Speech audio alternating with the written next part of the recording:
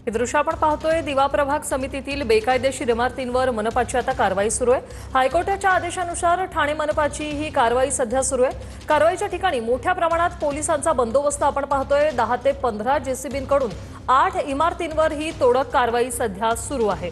हे दृश्य आपण पाहतोय।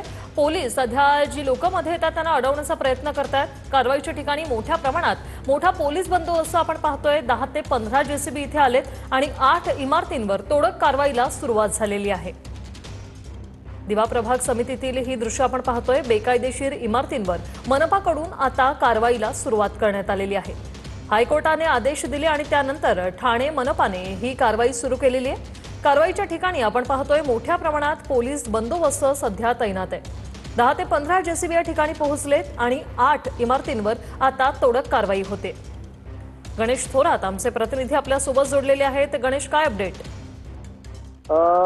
नक्कीच पाहायला गेलं तर ठाणे महानगरपालिकेच्या हद्दीमध्ये दिवा प्रभाग समितीच्या अंतर्गत दोस्ती सर्व्हिस रोडवरती 8 इमारती ज्या आहेत त्या बेकायदेशीररित्या बनवण्यात आल्या होत्या।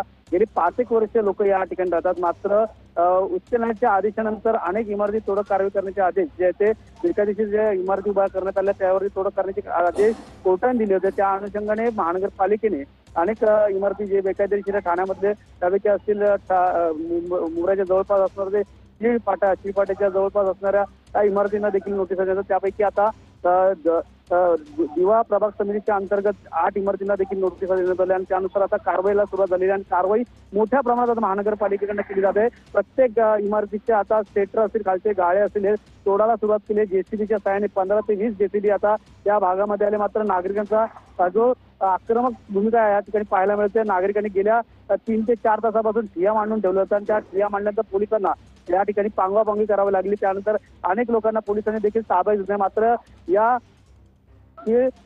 दिवा परिसरामध्ये असणाऱ्या ज्या इमारती आहेत त्या 8 इमारती आहेत आणि 8 इमारती 6 आणि 7 मजल्याच्या 8 मजल्याच्या अशा इमारती अनेक शेकडो नागरिकांनी या ठिकाणी गेल्या 5 ते 6 वर्षापासून राहतात। त्यांनी लाखो रुपये घेऊन या ठिकाणी पैसे टाकून हे घर घेतलं होतं। मात्र सध्या तरी पाहायला गेलं तर आता हे घर जे आहे ते बेकायदेशीर आहे आणि बेकायदेशीर घरावरती ठाणे महानगरपालिकेच्या अतिक्रमण विभागाकडनं कारवाई करण्यात आली। मोठ्या प्रमाणात फौजफाटा लावण्यात आलेला आहे। राज्य राखीव तुकडे असेल, पोलीस दल असेल, तसेच दंगल नियंत्रण पथक असेल हे देखील या ठिकाणी लावण्यात आलेल्या मोठ्या संख्येने फौजफाटा लावण्याचा अनुचित प्रकार घडू शकतो। अनेकांना देखील आता पोलीस ताब्यात घेत आहेत। यासाठीच पोलीस बंदोबस्त वाढवण्यात आलाय। धन्यवाद गणेश, तुम्ही दिलेल्या या माहितीसाठी।